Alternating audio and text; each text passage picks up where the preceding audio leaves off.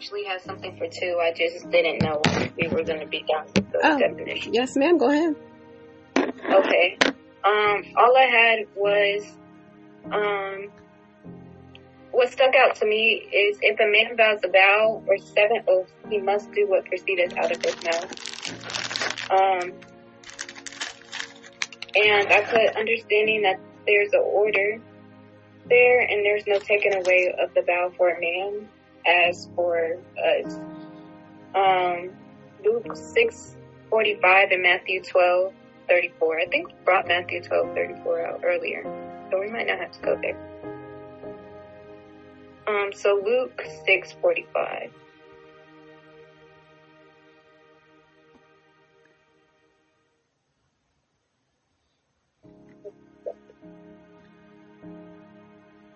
And this can be a precept that goes with Matthew 12:34. Luke 6:45 reads, A good man out of the good treasure of his heart bringeth forth that which is good, and an evil man out of the evil treasures of his heart bringeth forth that which is evil. For out of the abundance of the heart his mouth speaketh. And I think I know the Most High, when he created everything, he will always end with, and it is good, or it is well, or whatever. And I think that is to be true because as women, we tend to think or speak out of our feelings. But as for men, they don't think or move out of their feelings, or at least the majority does not. And I think that this verse really hits home when it comes to the roles, because Yah understood how he made us and how we speak out of our feelings. But as for the men, they think about it before they speak. And this is why they're able to say, honey, or daughter, yeah, don't say that, or shut up, or be quiet, or, because we're just speaking like Auntie C says. Sometimes you're just speaking because it's time, or, you just want baby to be quiet or whatever. But men are like, okay, what am I about to say? Just because we don't hear them doing it, they're doing it. And so that's why the Most High was like, okay, this is the order of things, because you are going to have accountability for what you say, because you're thinking through the process. As for your woman, sometimes she's going to think through her feelings, so she needs more time, more grace. And so I praise the Most High for that understanding. But I was like, even it says, a good man out of the good treasures of his heart bringeth forth which is good. So also understanding whatever vow proceedeth out your mouth, whether righteous or unrighteous, it shows the fruit of your heart as well. That's all I have for verse 2. Allow, yeah. And you brought up a good point about the men, like when you think out of our feelings, and men like they're thinking rationally. I remember one time I was asking my Adon, I forgot what I said, but something along the lines of my opinion wasn't heard, or I wasn't heard, or something like that. And he looked at me and said, I already thought of that. And in fact, I thought of the next steps after that, and the next steps after that, and the next steps after that. See, me, I'll look on the surface and only think of right then and there at times. I don't think about all the other variables that could happen, or the steps before or after, and they literally think about that. So sometimes when we say, oh, I have an opinion, it's really not needed all the time, because they done thought about everything before they even said, this is what we're going to do, or, so forth. Yes, ma'am? Yes, ma'am. Toda Rabbani, that was beautiful insight, young daughter. That was beautiful insight. So much so, that, even when you spoke to Achoti about, hey, you started through this, that, and the other, just how, it made me think about how twisted Hasatan has made this world. And the reason I say that is because if you think about how the world tries to present it, it tries to make it seem like the woman is the one that thinks it through and is methodical and has it all together, and that men don't think that deep, and that, that's why they need the woman to kind of think it through. And I'm thinking about conversations that I've had even recently with someone who's in the world and not walking in this truth, and how her mind thinks towards her marriage and how her mind thinks towards her Adon versus how we function as Yashrael. And that's just a trick of the enemy. And again, it's okay to know our place. You know what I mean? Because Yah provided us a place of safety. And like you said, that he knew that, we needed, like Nia was pointing out, he knew we needed that covering, because he knew, like Auntie said, that we are going to make rash decisions, and we're going to say things out of emotion. I can think of several conversations where my emotions were, just riling up, and I'm saying stuff, and my Adon is like this the whole time. And so I'm sitting here like this. Right. And he's like this the whole time. And after I get out of this, I'm so thankful for this. And then I'm like, that's Yah just showing me how much I need this. But I was just sitting here reflecting as you guys were speaking that the world has got it so backwards. And it really messes us up, because it has us take for granted the gift that the Most High gave us in Numbers 30. So, halal Yah for your insight and reflection. So it also makes you think, for me, as someone that, have been doing this for a long time, it also makes me think sometimes, like, I don't need him. I don't have to listen to him. Like, I've been doing well by myself, but after a while you will be by yourself. So I'm learning, and again, I'm grateful. So I'm not going to talk too much, because I'm learning. I need to eat. I need to hear. Yes, ma'am. I definitely understand that. Ima, your story ties into what verse, may I ask? Oh, yes, ma'am. Hold on, gotta go back. It actually ties into verse 2, and it also ties into what Achoti, Kasaya had mentioned about rash vows. And then I can't remember if it was you or Nia that mentioned that, hey, the men can cancel our vows, but it's not necessarily where their vows can be canceled. And so this story kind of touches on all of that. All right, well, let's hit it. Where are we going?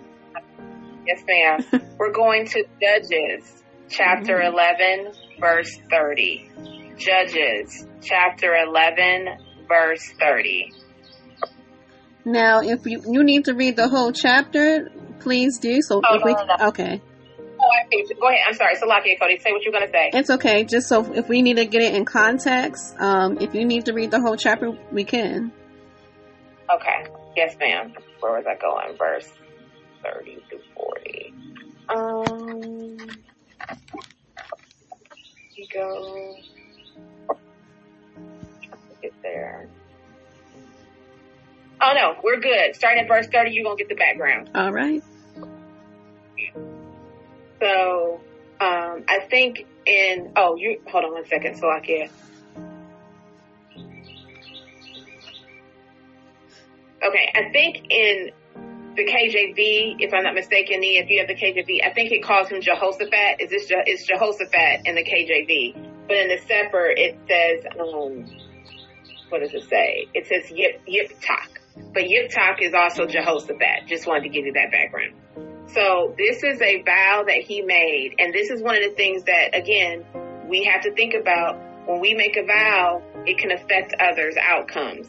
So in verse 30, it says, and Yiptak or Jehoshaphat vowed a vow unto Yahuwah and said, if you shall without fail deliver the children of Ammon into my hands, then it shall be that whosoever comes forth of the doors of my house to meet me, when I return in peace from the children of Ammon, shall surely be Yahuwah's, and I will offer it up for an ascending smoke offering. So Jehoshaphat passed over unto the children of Ammon to fight against them, and Yahuwah delivered them into his hand, and he smote them from Ar even till you come to Minya, even 20 cities unto Abel Karim, with a very great slaughter. Thus the children of Ammon were subdued before the children of Yashrael. And Jehoshaphat came to Mizpah unto his house, and behold, his daughter came out to meet him with timbrels and with dances, and she was his beloved child. Beside her he had neither son nor daughter. And it came to pass when he saw her that he rent his clothes and said, Alas, my daughter, you have brought me very low, and you are one of them that trouble me, for I have opened my mouth unto El Yahuwah, and I cannot go back.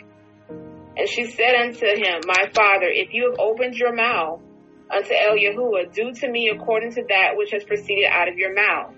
For as much as Yahuwah has taken vengeance for you of your enemies, even of the children of Ammon. And she said unto her father, Let this thing be done for me. Let me alone 2 months, that I may go up and down upon the mountains and bewail my virginity, I and my fellows. And he said, Go. And he sent her away for 2 months. And she went with her companions and bewailed her virginity upon the mountains. And it came to pass at the end of 2 months that she returned unto her father, who did with her according to his vow which he had vowed, and she knew no man.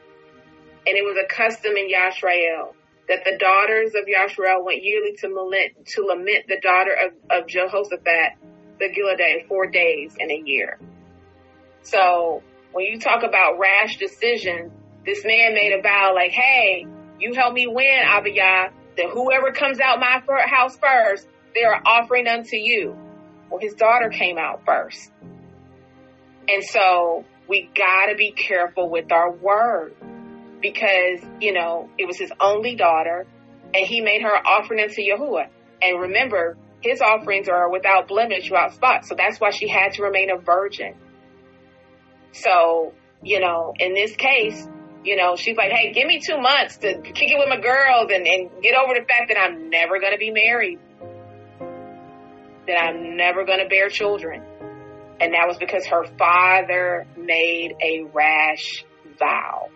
And so when Auntie C mentioned the rash vow, I thought about this when we talk about, our words matter, when we think about the fact that our vows can be canceled. But who was going to cancel Jehoshaphat's vow? So our men have quite the I won't say burden, but they have quite the weight on their shoulders. They got to be mindful of what we say to cover us and cancel us, and then they got to be mindful of what they say. That is a lot. Does anyone else have any examples of a man vowing a vow? That was a good story, Ma. Toda. I think I have one. I wasn't going to really bring it out because hopefully we all know this. But,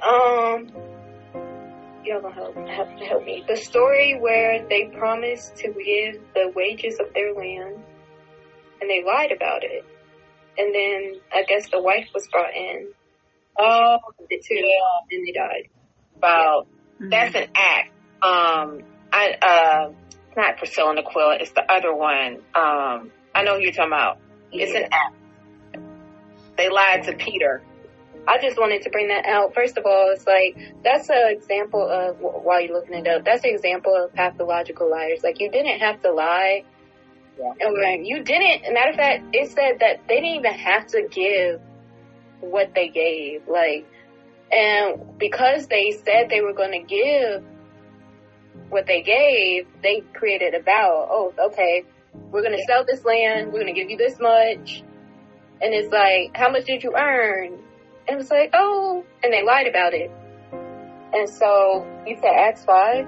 Yeah, Ananias and Sapphira. That's what it was. Acts chapter 5, starting at verse 1, Nia. We can definitely read that if y'all want to. Yeah, that's a good one.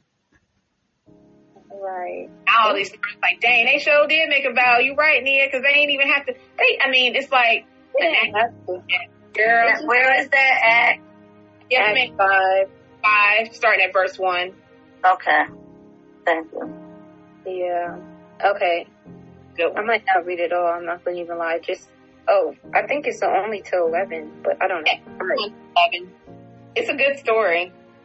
All right. But a certain man named Ananias, with Sapphira his wife, sold a possession, and kept back part of the price, his wife also being privy to it, and brought a certain part and laid it at the apostles' feet. But Peter said, Ananias, why has Satan filled thine heart to lie to the Ruach HaKodesh, and to keep back part of the price of the land? Whilst it remained, was it not thine own? And after it was sold, was it not in thine own power? Why hast thou conceived this thing in thine heart? Thou hast not lied unto men, but unto Yah. And Ananias, hearing these words, fell down and gave up his ruach, and great fear came on all them that heard these things. And the young man arose, wound him up, and carried him out and buried him. And it was about the same space of 3 hours after, when his wife, not knowing what was done, came in. And Peter answered unto her, Tell me whether you sold the land for so much. And she said, Yea, for so much. Then Peter said unto her, How is it that ye have agreed together to tempt the Spirit of Yahuwah? Behold, the feet of them which have buried thy husband are at the door, and shall carry thee out. Then she fell down straightway at his feet, and yielded up the rock. And the young man came in and found her dead, and carrying her forth buried her by her husband. And great fear came upon the church, and upon as many as heard these things. So, the thing that stuck out to me in this is verse 4. Thou hast not lied unto men, but unto Yah. And so that's what Auntie C was getting at in the beginning. What her understanding was, hey, I'm making a vow unto Yah, where you're getting your headships from, and but that's why I said you're correct in your understanding, because my vow is not to my father. I'm not fasting for my father. She's not fasting for her husband. I'm fasting unto Yah.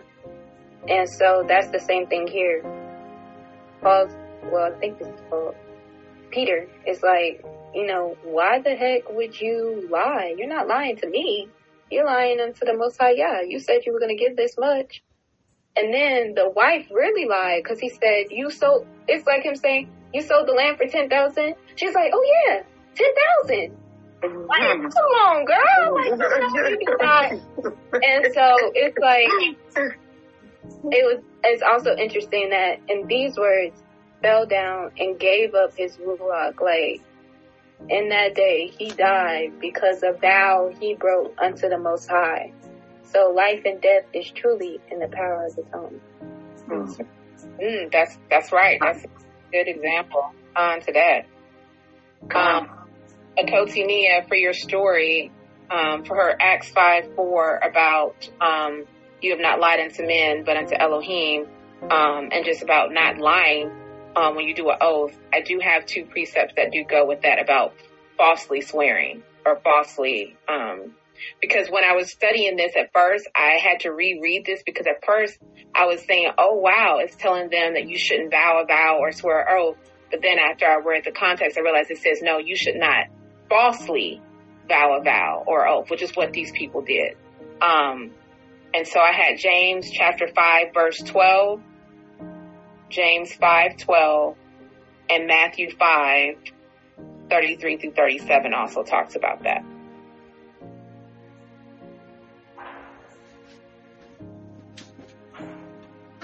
So James chapter 5, verse 12, it says, But above all things, my brethren, swear not falsely, neither by heaven, neither by earth, neither by any other oath. But let your yea be yea, and your nay, nay, lest you fall into condemnation. And that's exactly what happened to Ananias and Sapphira. You didn't have to say nothing. You ain't have to lie about nothing. And then Matthew 5, verse 33 through 37. Again, ye have heard that it has been said of them of old time, you should not forswear yourself, but should perform unto Yah your oaths. But I say unto you, swear not falsely, neither by Shemaim, for it's Elohim's throne, nor by the earth, for it is his footstool, neither by Jerusalem, for it is the city of the great king. Neither shall you swear by your head, because you cannot make one hair white or black. But let your communication be yea, yea, nay, nay, for whatsoever is more than these comes of evil. And even in 33 it tells us, but you shall perform unto Yah your oaths. Hello, yeah. Some other stories I came across, I'll just list them. Abraham, when he vowed to follow Elohim's commands and keep his covenant, that's in Genesis chapter 12, verse 7, and chapter 15, verse 18.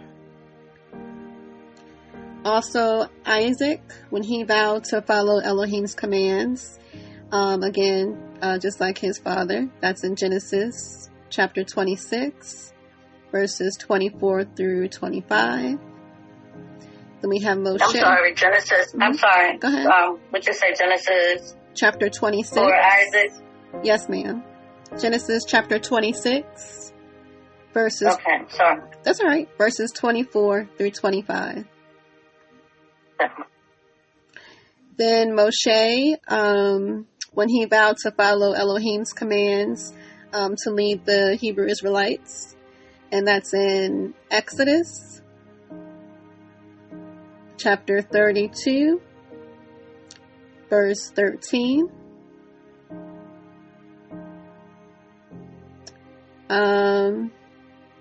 Then we have when Samuel vowed to follow Elohim's commands to lead Israel, and that's in 1 Samuel chapter 12, verses 2 through 5. Then King Hezekiah, when he vowed to trust and follow Elohim, this is when he was really sick and he was asking for healing. You can find that in 2 Kings chapter 18, verses 5 through 6, and chapter 20, verse 3.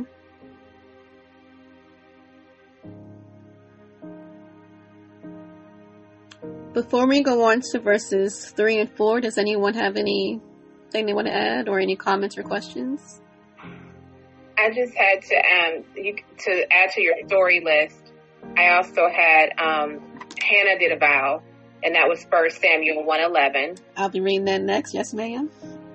Okay, and then in Nahum chapter 1 verse 15, and also in Numbers 29:39, Judah was called to fulfill their vows. So those are the only other stories that I had noted. Hadassah, I'm gonna go on mute. Sorry, y'all. It's okay. Slovakia. All right, so we're on verses 3 and 4. Verse 3, well, for Numbers 30. Or if a woman vows a vow to Yahuwah and binds herself by some agreement while in her father's house in her youth. Verse 4. And her father hears her vow and the agreement by which she has bound herself, and her father has kept silent towards her, then all her vows shall stand, and every agreement with which she has bound herself stands. And with that, one of the stories that I wanted to bring up is the one Ima just mentioned, the story of Hananiah in 1 Samuel chapter 1. If we all could go there, and whoever has that verse may begin to read.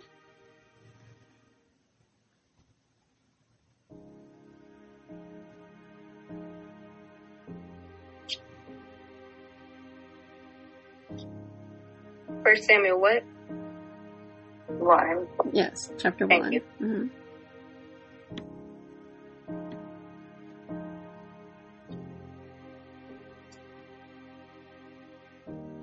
You said 111? Go back.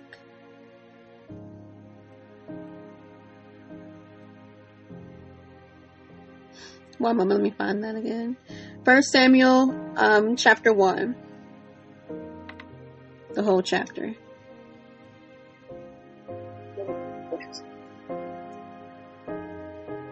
Okay. Now there was a certain man of Ramathaim. Oh, this is just so many words. I'll let somebody else read it. Okay. So many names that I can't pronounce. Same. Iman, do you want to take? Yes. No problem. Yes. Honey, I love y'all. Y'all are hilarious. Okay. Okay.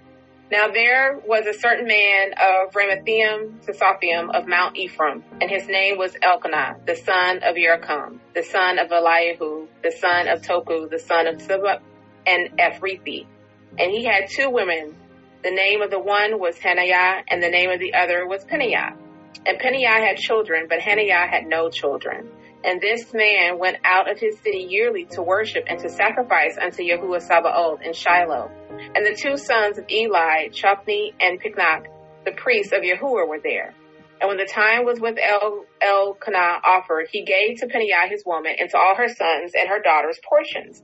But Hananiah he gave a worthy portion, for he loved Hananiah, but Yahuwah had shut up her womb. And her adversary also provoked her sore, for to make her fret, because Yahuwah had shut up her womb. And as he did so year by year, when she went up to the house of Yahuwah, so she provoked her father. Therefore she wept and did not eat.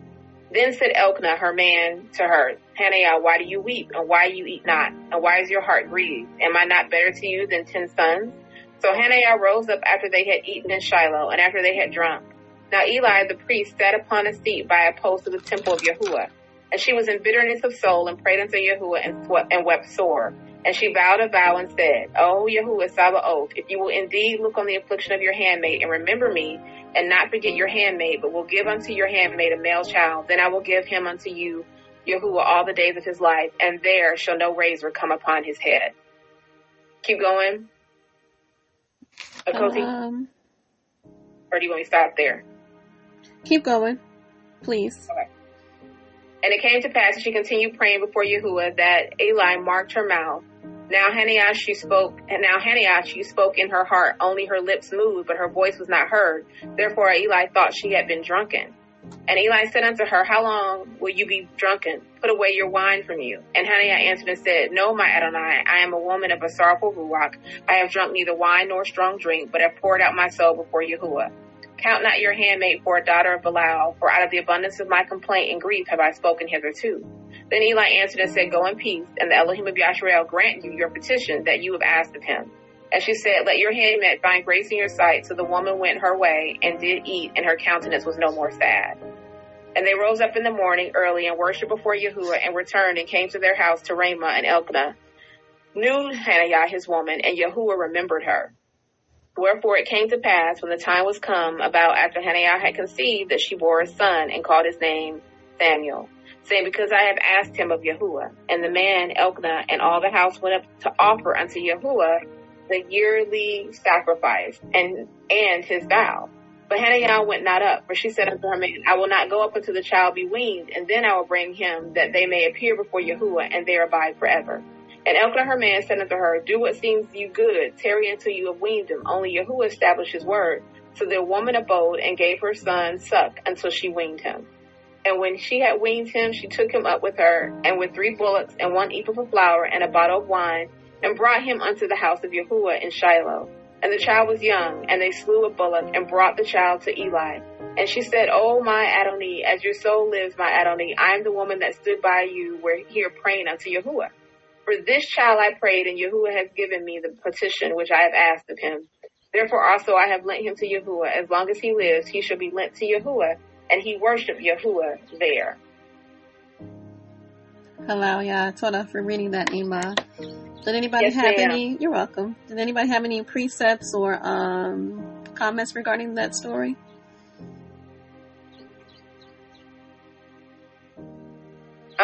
No, that she fulfilled her vow, and her husband didn't, I know Eli's the one that she had mentioned it to, that she was doing this vow, but, at the end of the day, praise Yah that she was honorable to what,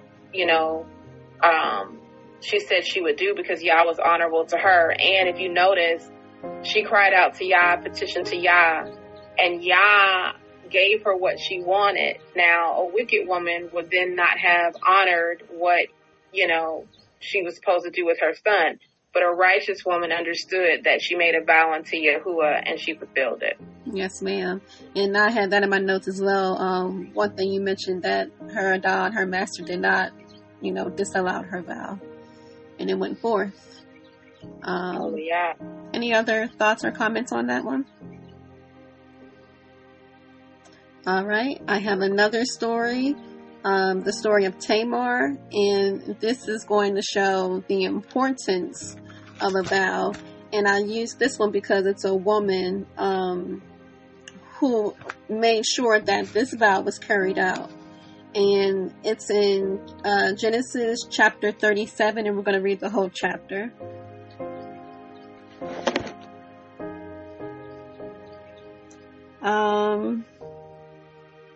We can split it up. I can read half, and if somebody else can pick up where I leave off.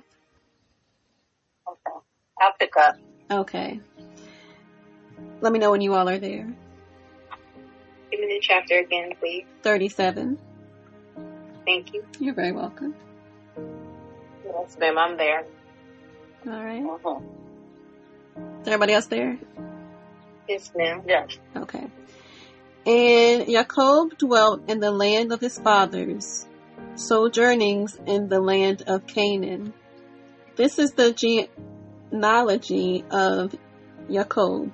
Yosef, being 17 years old, was feeding the flock with his brothers. And the young man was with the sons of Bilhah and the sons of Zilpah, his father's wives. And Yosef brought an evil report of them to his father. And Israel loved Yosef more than all his children, because he was the son of his old age. And he made him a long robe. But when his brothers saw that their father loved him more than all his brothers, they hated him and were not able to speak peaceably to him. No, this is not it. This is Joseph. Hold on one second.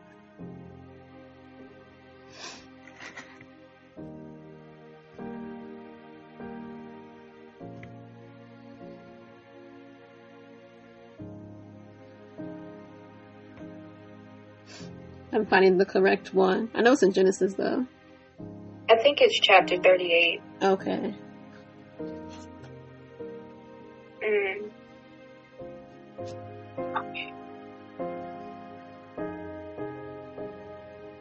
Actually, no, don't. I had to step away for a second. Salakia, y'all. What happened? I started reading about Joseph, but I'm trying to find Tamar again. Oh. Okay. Tamar, Joseph. So that's Genesis. Yeah, it's 38. I think it's 38, 6 through 10. Genesis 38. Well, I had verse 24 is where I see them talking about Tamar and what happened to her. Yeah, and 24 is when the outcome happened. So. Yes, we can start at verse 6. So, it'd be Genesis 38, verse 6, and the rest of the chapter. Is everybody there? Yes, ma'am. Okay. And Yehudah took a wife for his firstborn, and her name was Tamar. But Yehudah's firstborn, was evil in the eyes of Yahuwah. And Yahuwah took his life. And Yehudah said to Onan, "Go into your brother's wife and marry her, and raise up an heir to your brother." And Onan knew that the offering would not be his. And it came to be, when he went into his brother's wife, that he spilled on the ground, lest he should give an offspring to his brother. But what he did displeased Yahuwah. so he took his life too. Then Yehudah said to Tamar, his daughter-in-law, "Remain a widow in your father's house until my son Shelah is grown." For he said, lest he also die as his brothers did. And Tamar went and dwelt in her father's house. And after a long time, the daughter of Shua, Yehudah's wife, died. And Yehudah was comforted and went up to his sheep shears at Timnah, he and his friend Hira the Adulamite. And it was reported to Tamar, saying, "See, your father-in-law is going up to Timnah to shear his sheep." And she took off her widow's garments and covered herself with a veil and wrapped herself and sat at the entrance to Enaim, which was on the way to Timnah, for she saw that Shelah was grown and she was not given to him as a wife. And Yehudah saw her and reckoned her for a whore, for she had covered her face. And he turned aside to her by the way and said, "Please let me come into you." For he did not know that she was his daughter-in-law. And she said, "What do you give me to come into me?" And you can pick it up from there on TC. And he said, "I will send you a kid from the flock." And she said, "Will you give me a pledge till you send it?" And he said, "What pledge shall I give you?" And she said, "Your signet and your bracelet and your staff that is in your hand." And he gave it to her and came in unto her. And she conceived by him. And she arose and went away and laid by her veil from her and put on garments of her widowhood. And Yehudah sent the kid by the hand of his friend, the Adulamite, to receive his pledge from the woman's hand, but he found her not. Then he asked the men of that place, saying, "Where is the harlot who was openly by the wayside?" And they said, "There was no harlot in this place." And he returned to El Yehudah and said, "I cannot find her." And also the men of this place said that there was no harlot in this place. And Yehudah said, "Let her take it to her, lest we be ashamed. Behold, I sent this kid, and you have not found her." And it came to pass about 3 months after that, it was told, Yehudah said, "Tamar, your daughter-in-law, has played the harlot. And also, behold, she is with child by whoredom." And Yehudah said, "Bring her forth and let her be burnt." But she was brought forth. She sent to her father-in-law, saying, "By the man whose deeds are, am I with child." And he said, "Discern, I pray you, whose are these, the signet and bracelet and staff?"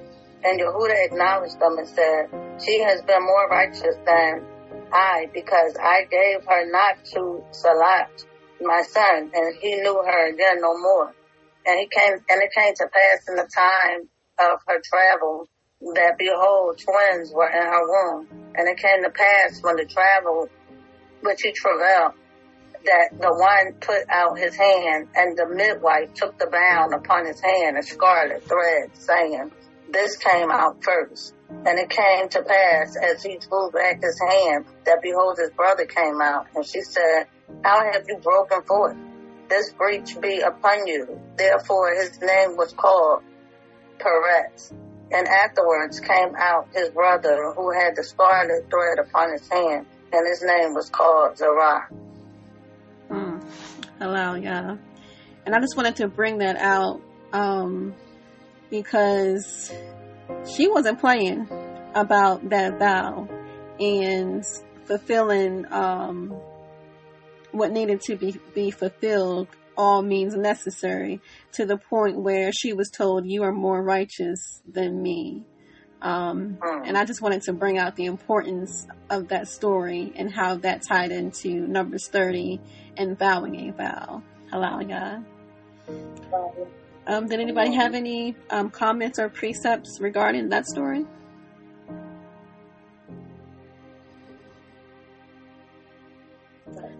If not, does anybody else have any stories of women vowing a vow?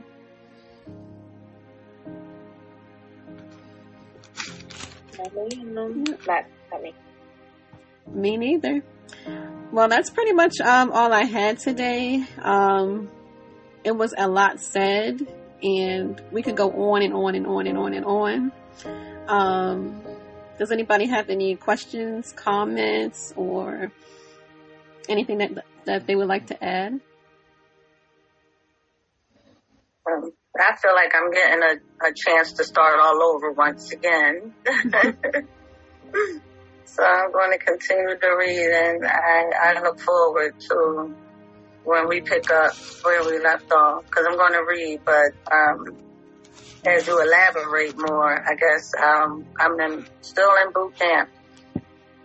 So. Yes, ma'am. I mean, we can literally pick up like every verse to pick out so many scriptures to go along with each verse. There is so much to dive into for Numbers 30. So we'll pick up where we left off. And that's all I had for today.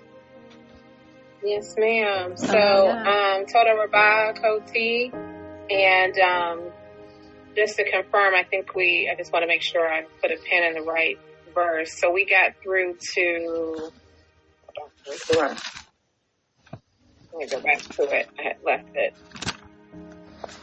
All right, so we ended on 4. It's 4? Okay. Yes, all right, and prayerfully, because remember we're doing first and third.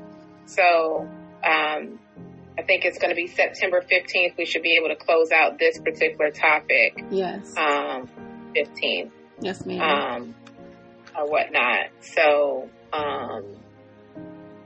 we can finish up with verses 5 through 16. The rest of Numbers 30. Yes, ma'am. Okay. And that'll give time for any more revelation and, time to even do some more digging and understanding of anything that comes up. Just know that you all are going to have some number 30 experiences more than likely. Anytime we get into Yah's word, Yah is going to prove us, because it says, study to show thyself approved. Wow, we just talked about that today, that exact verse. Just gird up your loins, Achotis. Be sober, be prayerful, because we know Numbers 30 is going to present itself to us in one fashion. So we don't need to do the random selector today, since we're carrying on with the topic of Numbers 30. But I will tell you, Achoti, Nia has volunteered that whatever our next topic is, she's willing to take up the gauntlet. So all praises for that. And I'm already enjoying her scavenger hunt hosting, so this is great. Yes. Nia's facilitating the study, Nia's doing a scavenger hunt, and Iman's just enjoying it all and feasting on everything y'all putting forth. So praise y'all. Yes. When you put the hammock up of the dog, that's what I thought. Like, Iman's going to take a little break, and I ain't mad at her. Yeah. Hey, no. I do have a question, though. Yes. Yes, ma'am. It says, be sober-minded. That means you can't drink or anything, right? Does that mean that? No. Okay. Here's a good example. So you guys remember, like, when Jeremiah had cut his eye on the machine thing when we weren't home?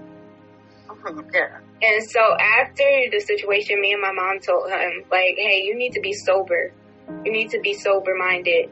And so that also means, like, hey, when we're not home, don't use machinery like that. Basically, like, think through stuff. Like, even I use that with my girls in softball. Why are you throwing a ball in front of me when I'm walking? Or why are you walking when the ball's being thrown? Be sober-minded. Like, think so you don't get hurt or so something doesn't happen to you. It's just a process of thinking. That's how I see sober-mindedness as. Okay. Because I got this Mike's great. Oh, don't tell me, girl. Don't tell me. And I'm going to put the ice in there from the watermelon, and I had the house to myself. And I said I was going to sit back and just chill and take a moose-eye moment. So, yeah, you was like, dang. Wow, yeah. Yeah, as you should, and yes, ma'am, sober-mindedness is what she said. You're going to be rational. You're going to be thinking things through, but you're also going to be, part of being sober-minded is knowing when to be calm. You know, sober-minded is being self-controlled. So, you know what I'm saying? So if I'm being sober-minded, I'm saying, oh, I feel my emotions coming, but I'm going to not let them rule over me. I'm going to be sober-minded to see the tricks of the enemy. That's really what that is, you know, or whatnot. So when I'm telling y'all to be sober-minded about Numbers 30, I'm saying you're going to get tested. That's right. And let me tell you, you're going to see yourself in ways that you may not like. It may trigger you, so I'm giving you a trigger warning. That's why I wanted to stop there, because from the verses we stopped from today, they're going to get real. Well, at least they were real for me. I'm going to say that. Well, definitely blessed by today's study for sure. And everything brought out by